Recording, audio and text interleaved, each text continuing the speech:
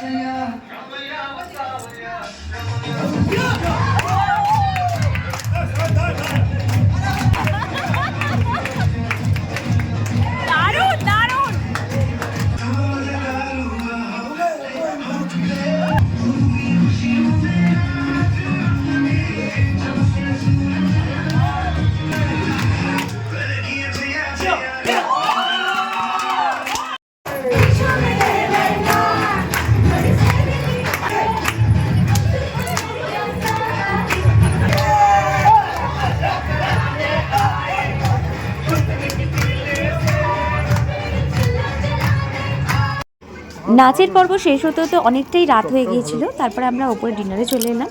তো ডিনারে আজকে ছিল গরম গরম কচুরি, চানা মশলা, আলুর দম আর তার সাথে টেস্টি টেস্টি ফিশ চপ।